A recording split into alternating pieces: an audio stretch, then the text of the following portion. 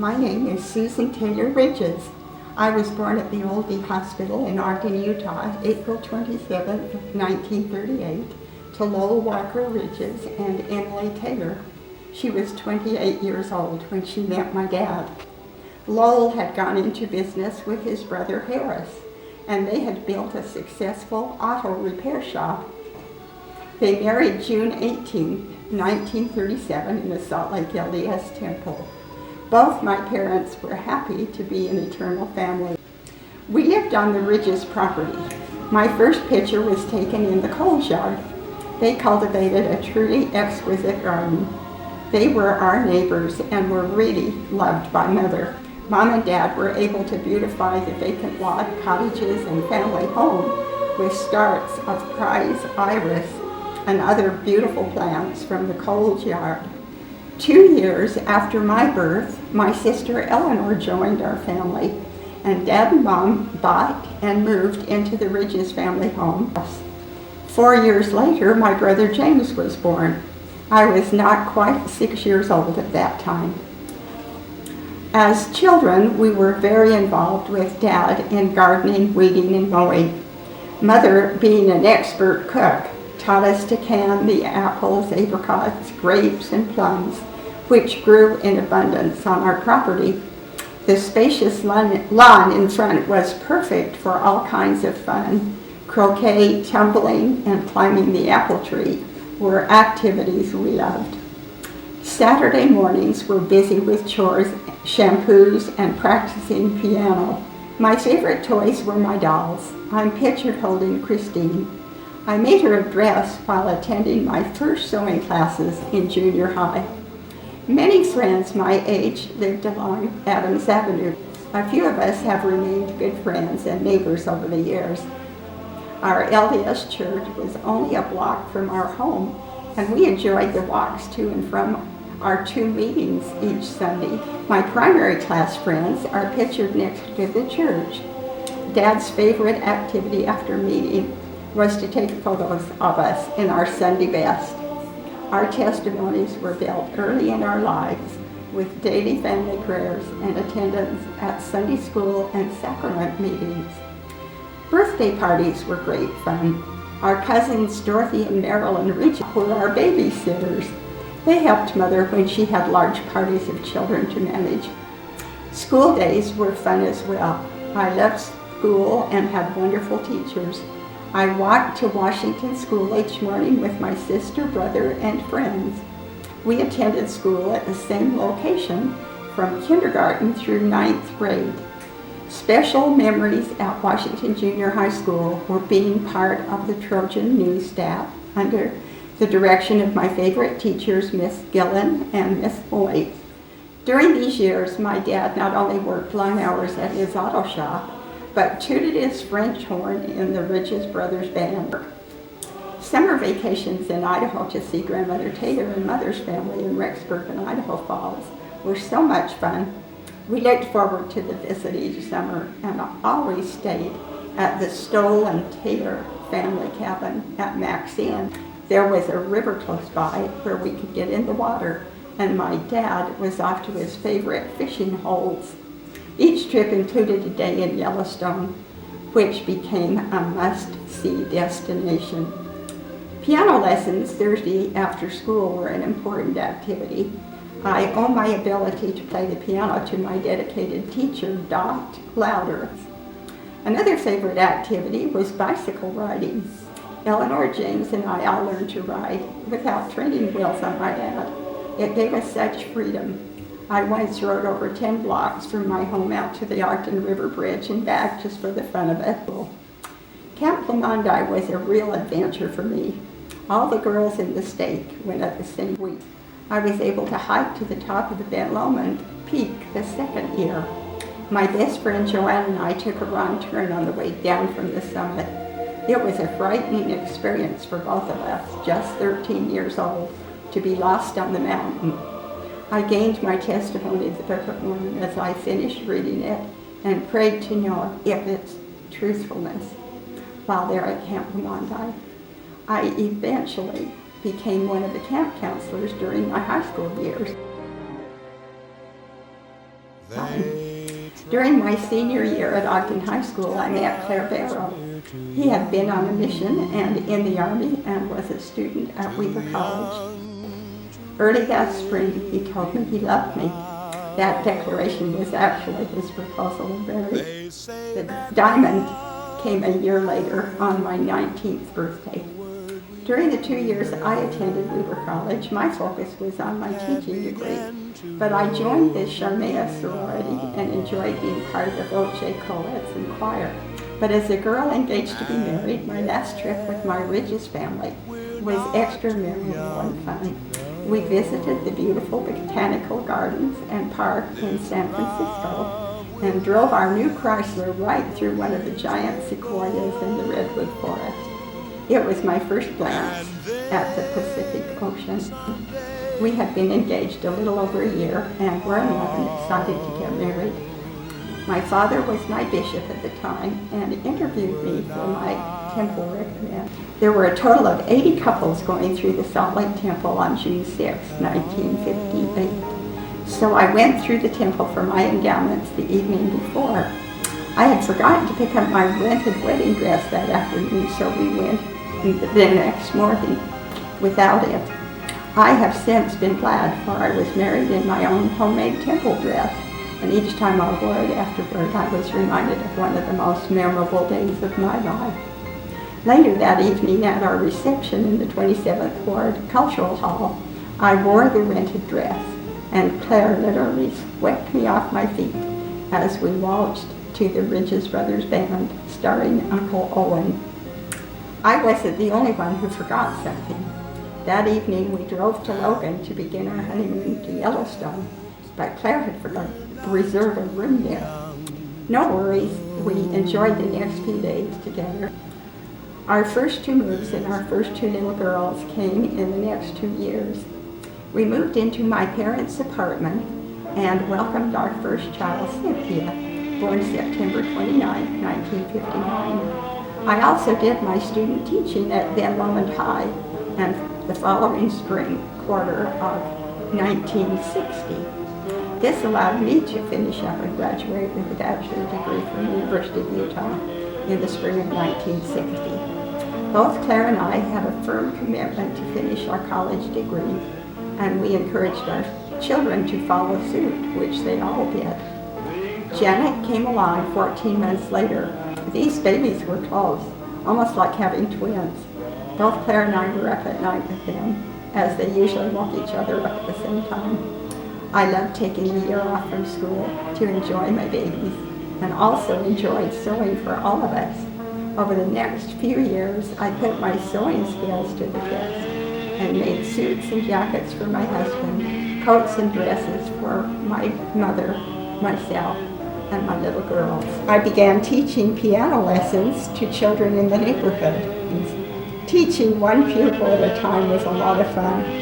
In the spring of 1961, I took on my first school teaching position. Claire encouraged me and helped with our children without complaint, or it would not have been possible. In 1967, we bought a lot and we began construction on our dream home in Uinta. Our first son, Craig, was born July 7th, 1968. We moved into our new home the next summer, July 24th, 1969, the same day the astronauts splashed down after walking on the moon. Craig had just celebrated his first birthday.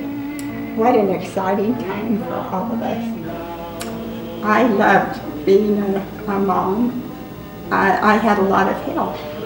Claire loved being a dad, and he loved spending time with the kids, and we both did. We were a team from the beginning of our marriage. Cynthia was an excellent student in school and made many lasting friendships among her high school associates. Her caring nature naturally led her to seek a nursing degree as soon as she graduated from Bonneville High. She married Randy Howley, October 14, 1977, who was also in her graduating class. Their wedding and reception was in our home and yard. Janet was a singer and performer from the time she was small. She sang one of the leads, Anita, in West Side Story and also excelled in student government and in school. She attended Weber College and met Kirk Rawson in a music group there and married Kirk February 4th, 1983. Their wedding in the Salt Lake Temple with a reception that evening in the Cultural Hall of the Colby Road Church. Craig was always interested in bikes and bike riding, as well as baseball and football. He was a good student, excelling in science and math. He and his biker friends loved going riding in the sand dunes and hiking into the Uintas to camp and fish. He earned his Eagle Scout rank and served his LDS mission in Peru. He married his high school sweetheart, Kate Seaborg, August 1st, 1992 in the Salt Lake Temple. Our daughter Nancy was born in 1972, February 7th, which was just a week before Valentine's Day. So we had a little sweetheart when she was born. Nancy was born with her dad's fun-loving, friendly personality and was always happiest serving in her school settings. Her leadership talents became apparent when she was chosen sophomore class president and 2 years later as senior class president of Bonneville High. There she met and married Larry Collinwood. Their reception was in our backyard. Joel was born in August of 1976. He was born on the 5th of August, and he was our little hoped-for boy. Joel has always been good at any type of sport. His friendly, happy attitude helped him be a team leader as well as a student body leader. His passion about winning and excelling has given him many opportunities. He served in his Toronto mission. After marrying Lisa Cottle in the Bountiful Temple on July 7, 1999, their garden reception was held in our yard. We loved all our kids. They were all special, but very, very different. Highlights of our next 30 years included Claire's service in the bishopric with Lester Bell, and my callings as World Relief Society president. During those years, Claire earned a media director's degree and continued working as the librarian at Central. Claire was actively involved with the Cub Scouts and later with the Boy Scouts. He was also involved with our sons on many of the young men's outings and Pinewood Derby competition.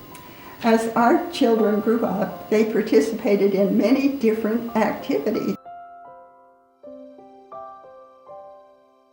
We loved going to their games and performances and helping with their campaigns.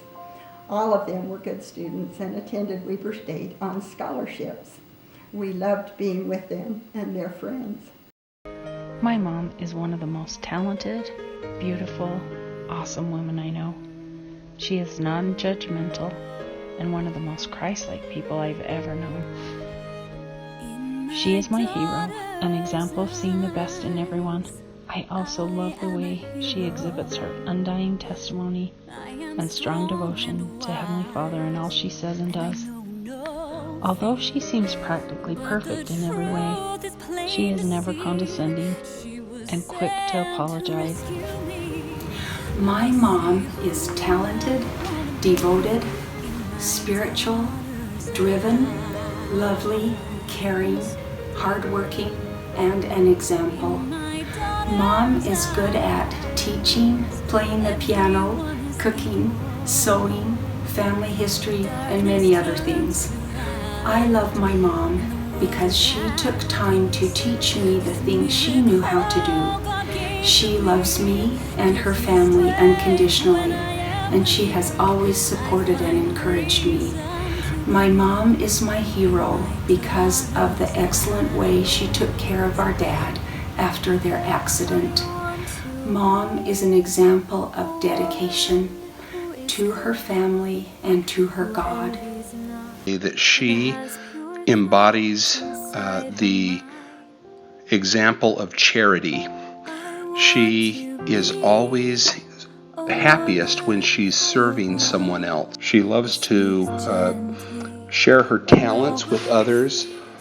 She is always cooking something for a party that someone might need help with, or playing the piano or the organ, and that she is so happy when she's able to share with others and serve them. My mom is a great example of service. She's always willing to help in any way. She's always serving her family and her friends in her many church callings. She is a great example of how to be a good visiting teacher. She's a great example of how to hold and be grateful for her church callings. I think that my mom is such a great example of courage and of independence. She sets her mind to something and she goes after it, and even if she's never done it before, she is brave and courageous and will try new things. I love my mom because she has loved me so unconditionally and so thoroughly. I think of how she cared for Dad for those 8 years, day and night, and it was a heroic effort and took every bit as much courage and grit and guts. She's got so many wonderful talents and abilities that are worthy of emulation and that have blessed my life and the lives of my family.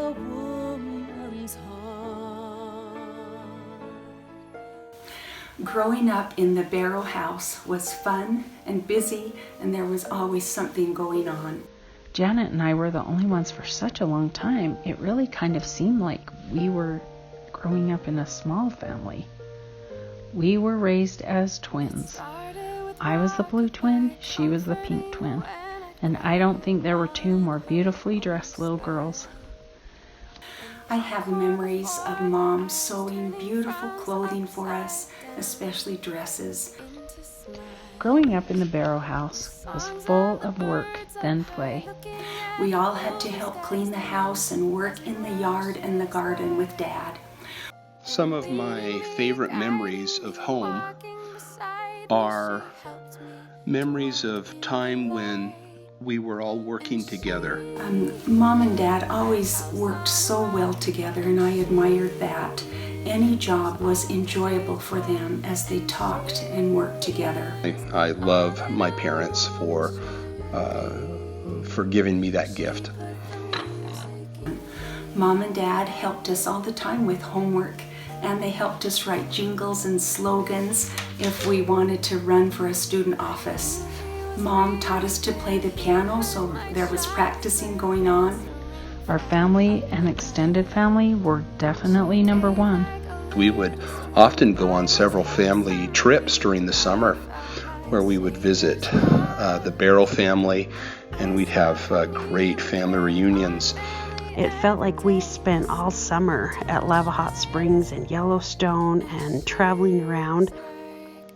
And also going on family reunions to visit my mother's sister.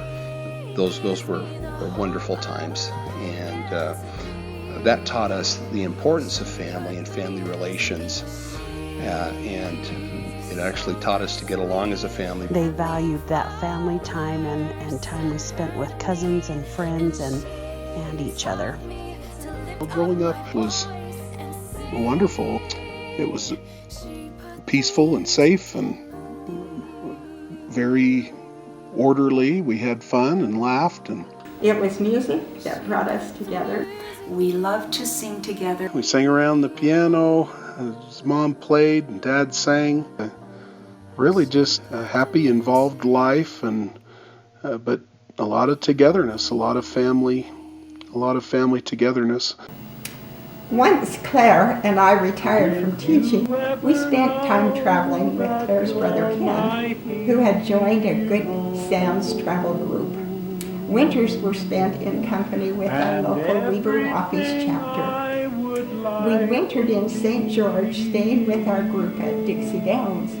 In January and February, our travels took us farther south to Quartzsite and Yuma, Arizona, and the San Diego, California area, including the Mexican Baja. Our traveling relatives and friends were so much fun to be with during these 3 or 4 winters Claire and I were members of the River Wafi. Our trailer travels changed abruptly in 1999 following a tragic accident involving our truck and trailer. Our trailer rolled, causing severe injury to Claire. Claire was stabilized and recovered over the next 3 months, enough to return home for Joel and Lisa's wedding, July 7, 1999. It was an amazing time of unity for our family. For the next 8 years, Claire overcame many serious complications. He never lost his testimony or the ability to love, laugh, and enjoy his family and friends. Claire was an example of patience and long-suffering without complaining. Claire was a great example to his family of enduring to the end. He died July 12, 2007, as a result of his neck injuries. Since Claire's death, I have served as an organist for the Madison Branch Relief Society. I was also privileged to serve as a temple ordinance worker. That assignment was pure joy to me. Presently, I attend the beautiful newly remodeled temple weekly, doing initiatory ordinances. My life has certainly been enriched by participating in the Seasoned Sisters activities. This is a monthly activity, and it has been uplifting and wonderful to make new friends and learn about them. Mornings are happy and active with my exercise classes at the Ogden Athletic Club. My daughter Janet teaches many of them. I have also joined the O-Town Ukesters and enjoy a weekly class on Wednesday evenings, relearning to play my ukulele. I joined Daughters of Utah Pioneers in the Uinta area. I love the Friends in DUP and am progressing in history writing. Our Claire Barrow family gathers each Sunday and includes all who can come to dinner for good food, visiting, a spiritual uplift, and a lot of fun. We also get to see our whole family at least twice a year during the Thanksgiving holidays. We still have the traditional turkey dinner and all the trimmings at my home in Uinta. Summer reunions have provided a week of fun that our whole family can participate in together. My 5 children have taken turns during the last 10 years to plan the locations and the activities that last 4 to 6 days. Large enough vacation cabins has added to the fun in each location because they provide accommodations to sleep, eat, 4-wheel, swim, fish, hike, and party, where we can be together for daytime and nighttime activities. Over the years, my life has been blessed in many ways, but if I could choose only one of the many, it would be the temple covenants and sealings of myself to my parents, husband, and children. Nothing but my relationship with my Father in heaven and his beloved Son, Jesus Christ, have brought me more joy. All of my 5 children and their spouses, and my 18 grandchildren and their families, which now number nearly 50, and include 11 great-grandchildren, are so very dear to me. My fervent prayers are that all of my family will live worthy of the wonderful priesthood and temple blessings available to them. How very sad it would be for me to contemplate my lonely state in the next world without them. I love you.